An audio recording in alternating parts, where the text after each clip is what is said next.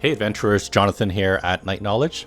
Shortest Trip to Earth is a roguelike spaceship simulator that'll have you thinking it is the spiritual successor to Faster Than Light.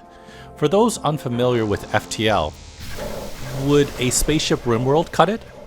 How about you're in charge of your crew on your spaceship? You'll do exploration, ship management, and tactical real-time battles. Caught your attention? Well, it was on sale during the Steam Winter Sale, and there weren't enough good videos that showed it off, so in today's video, I'll do just that. Let's get started.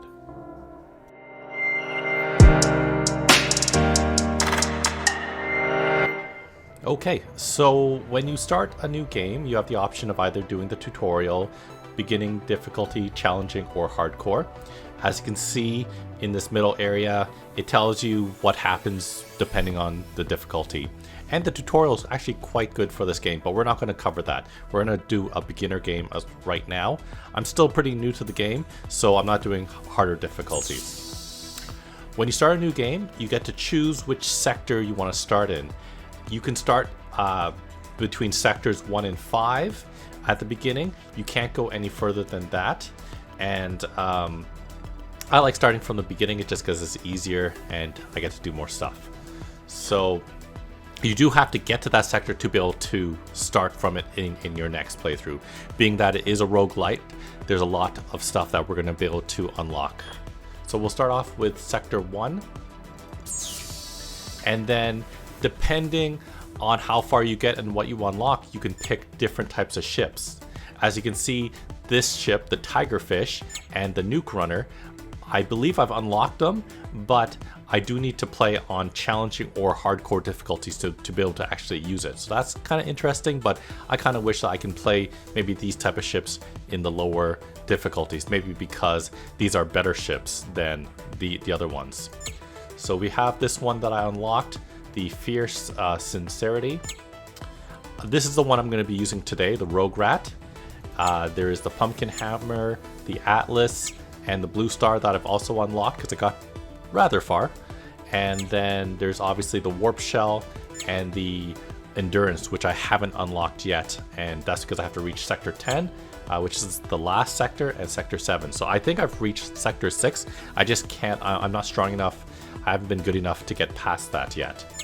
So, and as you can see, it tells you what is what's special about each ship. What I'd like to be able to see is the actual layout, what each ship has, and it doesn't do that for me. It just shows me the outside.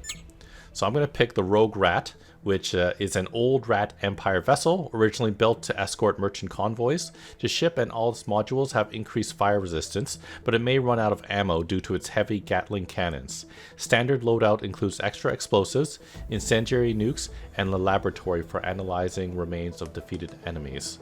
Okay, so you'll notice in this game that there will be main laser weapons, missiles, and ballistic weapons. Ballistic weapons can get shot down, but typically will bypass shields, whereas laser weapons need to get through shields, but there's no ammo that you need to spend. So I am going to, if you take a look on the left hand side, this is your starting crew. We can give them all names. I'm not going to do that right now, that's extra time, but these are all the characters. You can't really see anything about them right now. We'll see that a little bit later. And this is the fun part, which will make each run different. Even if you play the same ship and the same sector, is that there are starting bonus perks that you can pick.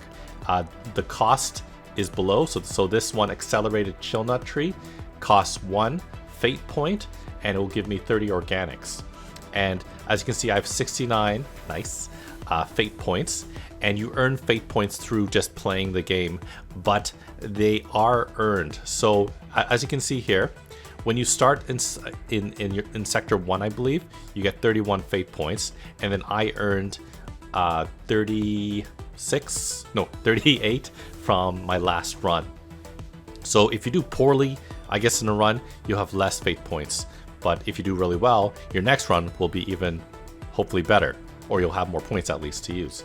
And if you don't use them all up, all these fate points, then they're just gone. So it's best to just use them all up. So I am and you'll notice that there are some stuff like say these ones right here, the maneuvering jets augmentation, targeting software upgrade, and say armored subsections that I can spend points into. And as you can see, they cost way more than the others, because once I spend once in it, it's permanently unlocked. So like in a previous run, I did armor augmentation, I did a fortunate coincidence, and I did the Seas of Generosity. And now that I've done those permanent perks, they're unlocked for me for the future. So I could do that, or I could really make this run a powerful run.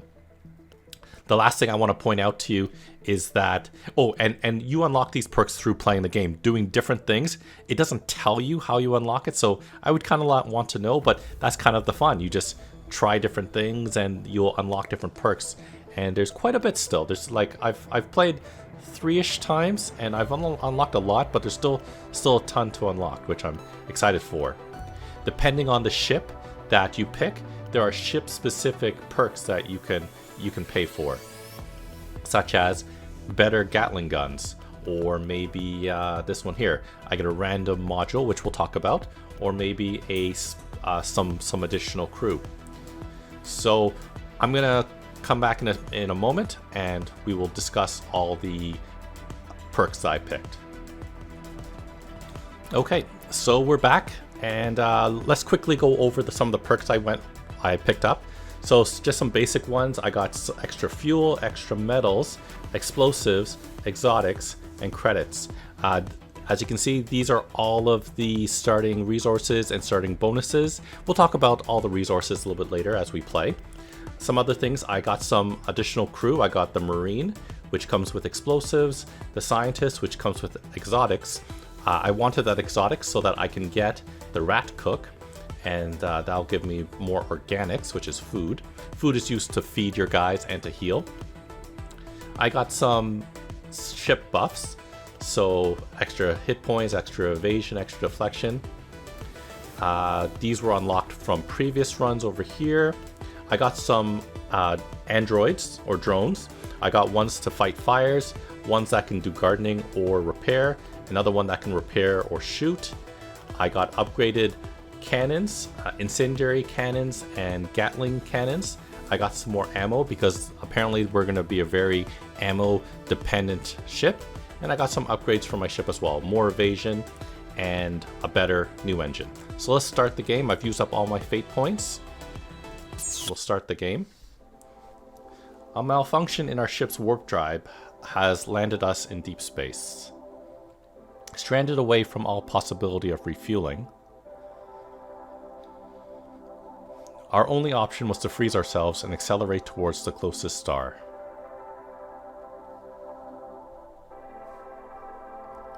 Five years later.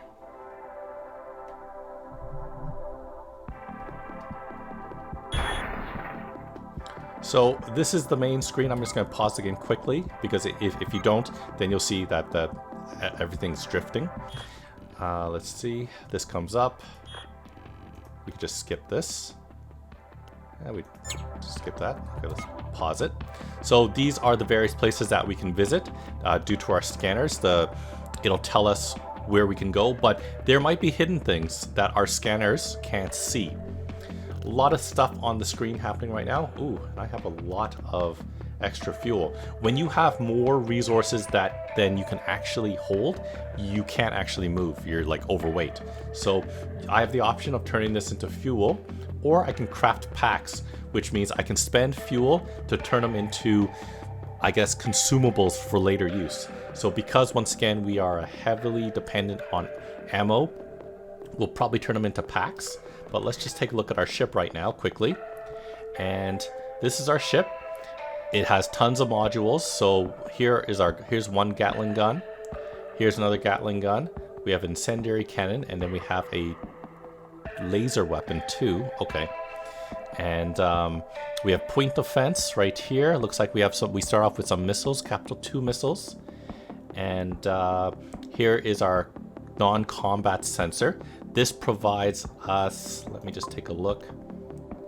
That is radar range. Okay.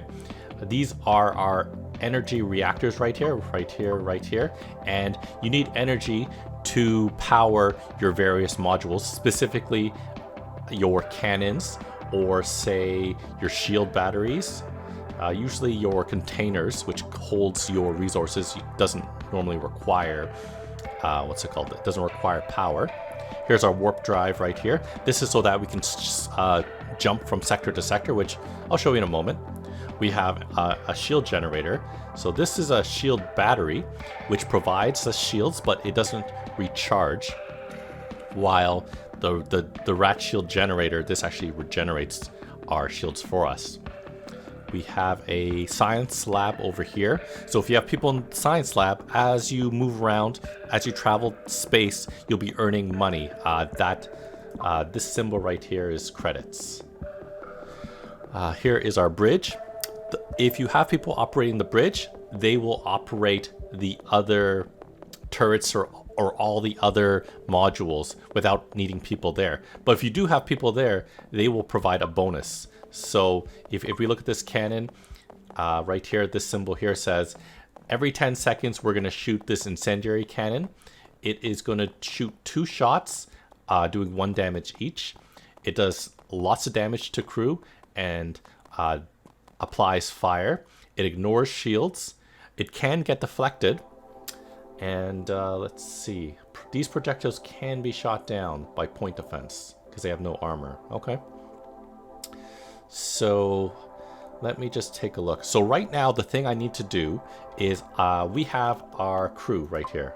Huge crew. They all have their own skills.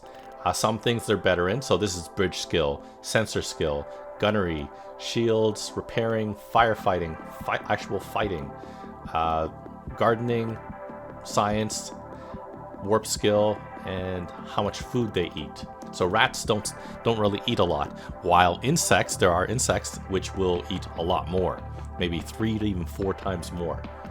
So, but that means rats are typically, I believe, weaker, maybe in fighting. I'm not too sure. So right now, I'm going to spend some time and I'm going to assign people to do specific tasks, like the specific locations based on their skills. So let's come back to that in a moment. So I've assigned everyone their tasks, and the great thing about this compared to Faster Than Light, because in Faster Than Light, when things happened, you had to manually move your guys around. They wouldn't naturally do it, and I found that was a real hassle. In Shortest Trip to Earth, you can actually have a lot of presets. So I've set everyone up to be in, this is their combat mode. I have people operating the turrets that I want with their specific skills. I have people in the shield generator. I have people in the command bridge. I have my people spaced out. I have my robots who are going to be extinguishing fire or repairing, and I have 2 extra people that don't have any real tasks, so they're set to repair. And I'm going to go over here to the left side, and I'm going to save this as the current position that I want. Now I can spend time to assign them duties when we're not fighting. So we are going to come back to that as well, because when you're not fighting, you want to make sure that your guys are either not using up resources or they're making additional resources for you. Okay, so I've gone ahead and set up my, I guess what is called my peacetime setup. So very little has changed. Basically, I assigned 3 people, the people with the best science skill, into the science lab so that we make extra money when we travel the space. Let me just take a look at what was the last thing I wanted to talk about. Last thing I want to talk about before we actually get into playing, you'll notice that there are these empty slots right here. If you click on them, we can do various things. Not all slots are created equal. So this is what is called a hybrid module, while this is an internal module slot. So this can only accept certain types of modules, which I'm going to show when we pick them up. Whereas the hybrid module, this can accept point defenses and internal modules. So this is a higher level than an internal module slot. And the highest module slot is the weapon slot, which is the ones that my weapons are currently operating. So let me take a look. The only thing we need to do now is to figure out what we're going to do with our extra explosives. I didn't realize we didn't need that much, I guess. So I'm going to spend time and I'm going to craft packs. So let's take a look. Now in my cargo, I have these 2 explosive packs. So I might have a little bit less gas to travel around, but now I'll have extra packs in case I run out of ammo, which we might, because every time we shoot, we're going to be using 6 ammo here, 6 ammo here, 3 ammo here. So if my math is correct, that's 15 ammo per shot. And this is a laser-based weapon. So let's actually just get right into the game. So back to this screen. I'm going to go travel here. And notice as we travel here, we might find or discover something new, but we're also using up gas. The dominating plants on this planet grows enormous pods filled with oily substances as fruit. Analysis indicates the fruit oil can be processed into star fuel as it carries a small warp charge. Harvest the star fuel fruits. So we get a few different choices, which I love. We can do research and eco-harvest fruit. It'll cost us synthetics, which is this Triforce symbol in the top left. We don't have too much. Or we can research and mass harvest, which will do ecological damage to the planet. We can research only. Research will give us credits. Or we can disengage. Our resource containers are too full. So we're going to do one of these 3. I don't want to spend it on synthetics right now. Synthetics are typically used for module repair, and we don't have the best shields, so I'm going to do this one. Ecological damage to the planet, because we're rats, right? Let's see what happens. Research, harvest, and processing of organics completed. Natural FTL fuel element ecology is very rare and could revolutionize fuel production one day. Research data from here is very valuable. Our operation accidentally killed innumerable individual organisms inhabiting the fruit pod forest, but the total ecosystem of the planet will probably shrug it off. So it's all RNG. So we could have been successful, could have been average, or something bad could have happened. In this case, it was good. We got lots of food, we got lots of fuel, and we got lots of money from that. So now we visited Aether X, and there's no point coming back to this place. So now we're going to go to this place. This type of symbol typically has gas that we can siphon in, and we can craft a lot of gas, 950. Now we have extra food now. We can't move until we figure this out. I'm going to actually convert this to fuel because I think we're okay for food. We're rats, we don't eat too much. And when we hover over it, it tells us how much food we consume. So we're just going to convert that to fuel. Hopefully that won't bite us in the butt. And now we go here to Aether 4, I believe. A thin layer of harvestable fuel detected in the planet's atmosphere. Estimated risk of accidents during orbital operations is below average. So low risk of accidents and thin layer of fuel. So maybe we won't get a lot of fuel, but there's a chance to get fuel. So we are going to harvest and we'll see what happens.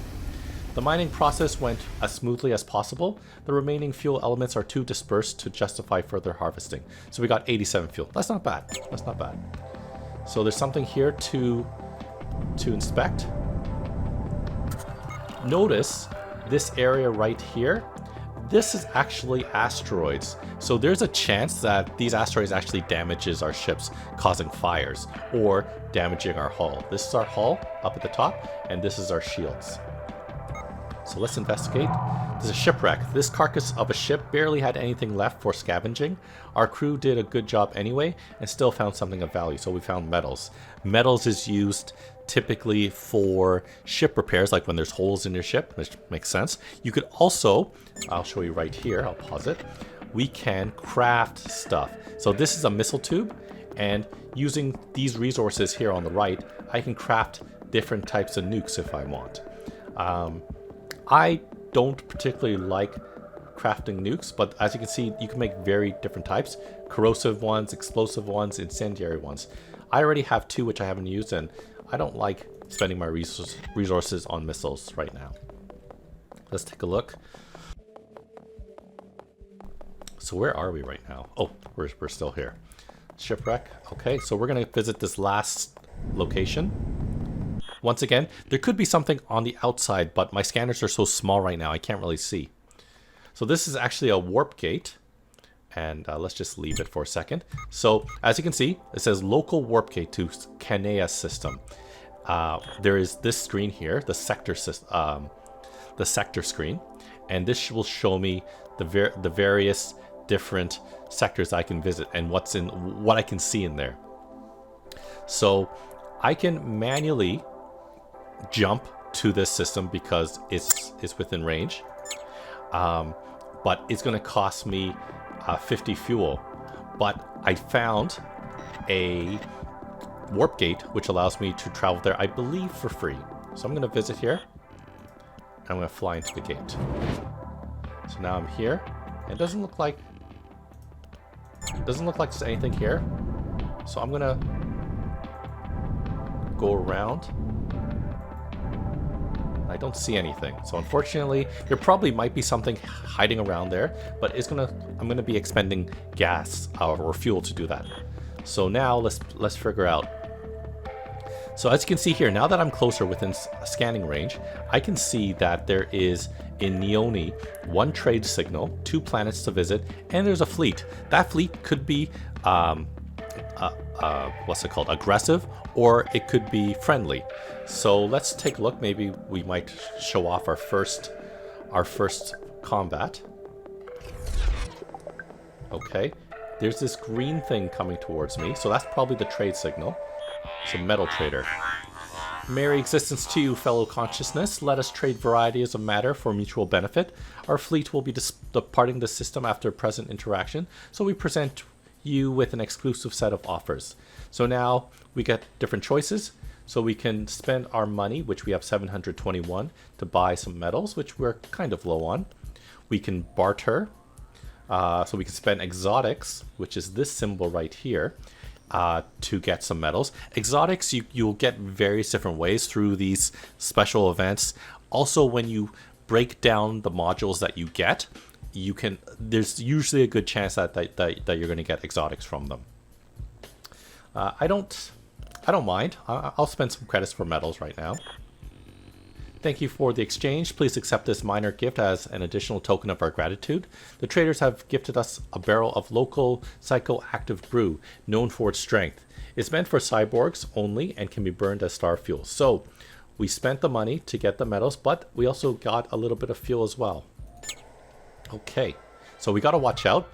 This is kind of like the aggro range of this ship. So if I get within here, something most likely will come to me, and I can fly away from it.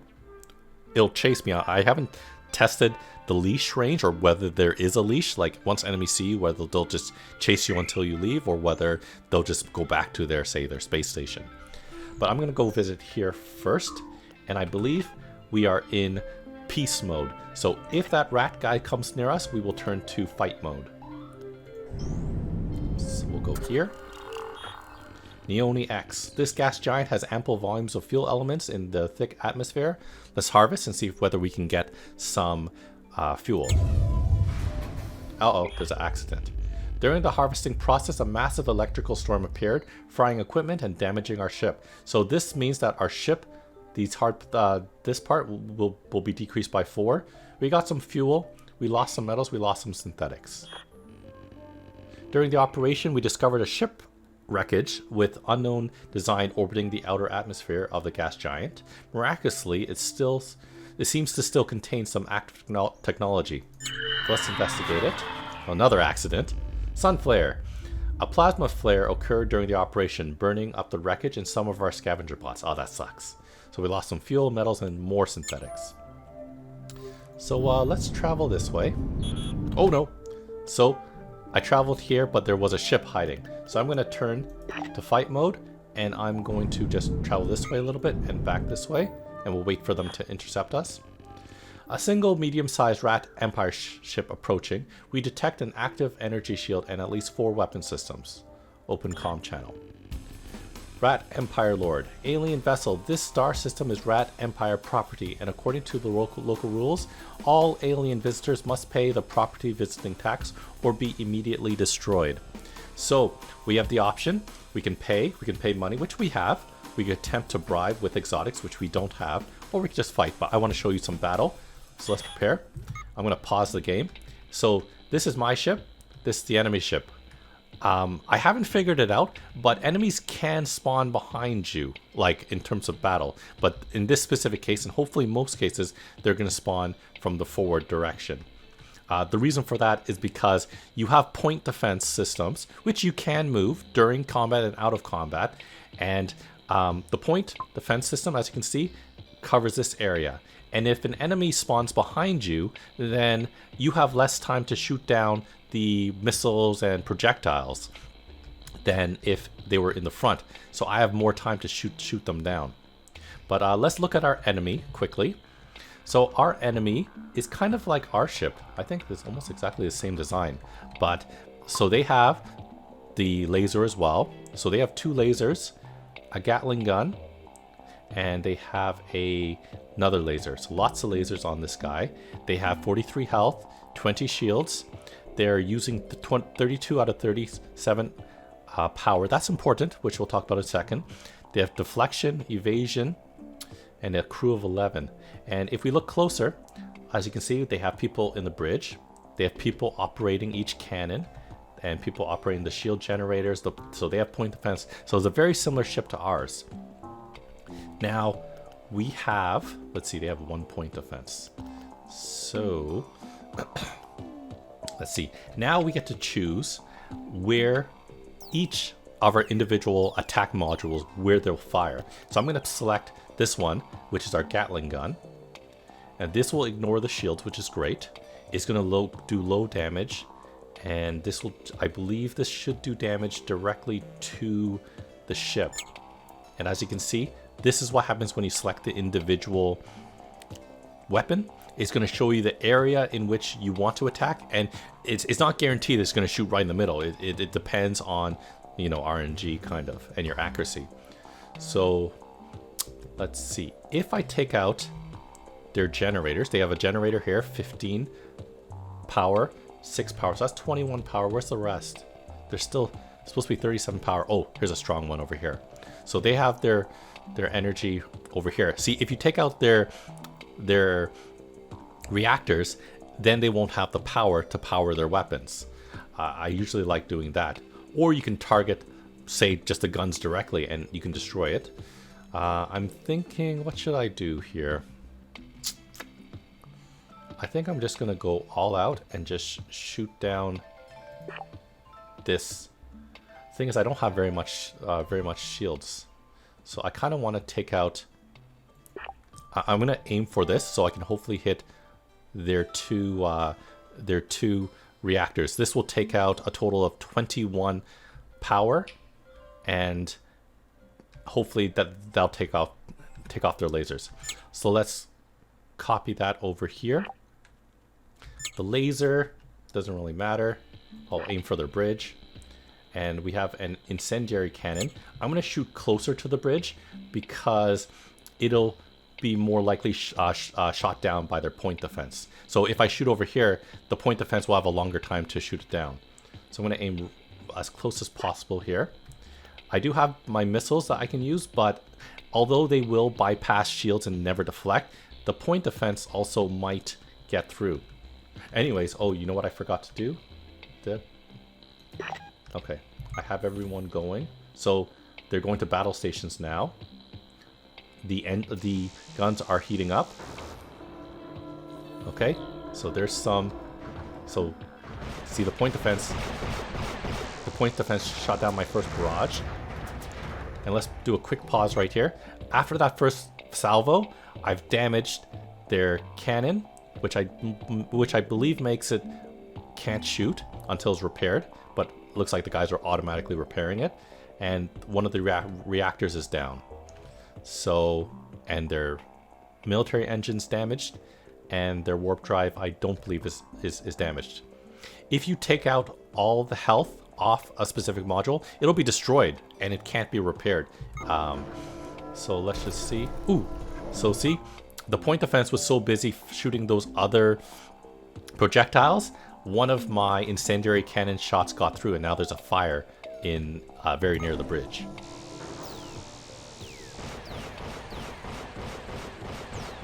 Ooh, look at all those. Well, that's a lot of flex. Okay. Uh-oh. Hopefully our point defense takes down that missile. Oh no, but our point defense is down right now. So that missile's going to get through. So maybe it's our time to shoot a missile. Let's shoot a missile. 5. I want to shoot it. I wonder where I should shoot it for. I want to kind of ensure I hit. So let's do that. There we go. Missile away. Right there. Oh, look at that. Fires everywhere. Maybe I should have aimed for the bridge. Oh, see? And now that that weapon totally got destroyed, and people here might die, and they're too busy dealing with the fire than repairing their ship. So now there's fires all over the ship. Let's get the incendiary cannon to shoot elsewhere. Oh, they only have their ship only has 1 more hit point, so this should do it. There we go. Okay, that ship is destroyed. Our utility bots have salvaged all resources left on the battlefield. So we gained a module, which we're going to talk about. We got some food, we got some fuel, we got lots of metals, we got lots of synthetics, we got some ammo. Not enough ammo because we spent quite a lot in that battle. We got some exotics and we got some fate points. So now, these are modules, and this is a big part of the game because you use these to upgrade your existing modules, or you upgrade your ship. So we got a rat shield generator. So a shield generator, which, let's see, looks like I can replace or install it. I might install it over here or like the back of my ship. Let's see, I might do that. This will cost me 6 energy. As you can see here, it's going to cost me 6 energy, and I have energy to spare. So I'm going to place that here. And my team is now repairing, and it's costing us metals to repair. Let's see. Ooh, our multi-container got hurt. So why are you not repairing, buddy? Can you repair, please? What's that costing? I think that's costing metal, which we don't have too much of. There we go. So that cannon's repaired, and now we got a new ship. I'm going to load my combat mode, and now that I got an additional shield generator, I'll take a look at the remaining 2 characters, Sarah and Theresa, to see who has better shield skills, which is neither. So I'm going to send her to go to the shield area. So we have an additional person operating the shield, our new shield generator, and I will save that loadout. And I'm going to now turn them to peacetime loadout. Okay, so that was battle, and at any time I can go to my storage and I can scrap it, and that'll give me the resources. If I had modules here, I could scrap those as well, but I don't need to. But I am low on synthetics, and I do need more metals if possible. So let's go back to the screen, and it looks like there is another rat emporium here. So let's travel this way. Actually, you know what? Back to battle mode, because most likely they'll want to fight. We will let them come to us. We detected 2 small Rat Empire ships approaching tactical weapons range. They're using some kind of robust auxiliary jamming device that prevents us from analyzing their ships at this range. We're going to open comm channels, and we could either pay money, we can bribe them, or we can fight these guys. So let's fight these guys too. Okay, so as we can see, one is shielded over here, and one isn't shielded. They thankfully spawned in front of us. And let's see, this shielded one has an incendiary, a fire cannon, a laser, ECM. Not good. And this one, the unshielded one, has this. So you know what I think I'm going to do? No one has point defense, right? No one has point defense, which is fantastic. I'm going to shoot my incendiary cannon right here, hopefully lighting these guys all on fire. And then with this one, I'm going to shoot... They have 2 generators. If I can take out their generators, then they can't shoot. So I'm going to do that over here. Cannon 2 will shoot over here. The laser one, I will actually shoot this one over here. I wonder where I should shoot. I'll shoot their cannon, okay? And I wonder when, you know what? I could even shoot this as well. I'm going to do it right now just for shits and giggles, but normally I'd save my nukes for like a bigger fight. And this will be able to get through. So I wonder if I should go straight for the bridge, take out the bridge, or just maximum fire everywhere. Maximum fire everywhere. Here we go. So there's the missile going off. Let's see what it does. Oh, fire everywhere, and modules destroyed everywhere. Oh my god. And while they're fighting fires, oh, I totally wasted them. Okay, so let's take care of the unshielded one. As you can see, nukes do a ton of damage in the right circumstance. But a point defense could have destroyed it. So if you looked, remember we had the incendiary cannon shoot here, and it destroyed their only cannon, so they have nothing to do. They can warp out, but they'll only warp out typically, I've noticed, when they've taken enough damage. So let's finish this battle. It'll be nice and quick. As you can see, quick battle. Nice and easy. So salvage completed. We got 4 modules, which is great. We got some more food, more fuel, more metals, more synthetics. And I don't even know if we even took very much damage at all. So let's take a look at the modules that we got. We got an outdated engine. So this is for general movement. I can take a look at what I have. So what I'm doing is I'm looking to see how much power it's using, how gas efficient it is. The lower the number, the better. So mine is a little bit more gas efficient. I have more evasion, more armor, and I move faster. So this is actually a bad engine. I can put it into storage, or I can scrap it. I can also scrap later as well. So let's see, how am I doing for metals? Metals I'm low, synthetics I'm low, and exotics I'm low. So I'm actually going to scrap it right now. One thing I don't like is that you can't sell modules at starbases. For some reason they won't take it. So you actually have to just scrap these things. So, and this game is kind of old, so I would have thought they would have included that by now, but I guess that's not in the developer's plan. They don't want for you to be able to sell modules for money for some reason. So I'm going to scrap this immediately. I picked up a multi-container ESM. So these multi-containers allows you to hold multiple different types of resources. It doesn't cost any energy to equip, so I'm just going to equip it because it also gives me 2 ship HP, and I'll just place it anywhere right now. And then I found a mini reactor as well. This will give me additional energy. I could install it for, once again, shits and giggles. The benefit for that is that if my other reactors get destroyed, I'll have extra power. The thing is, it could get destroyed as well in a future battle, and then, you know, I didn't really need all that extra energy. I could also install this later during combat as well. So I'm just going to store that one.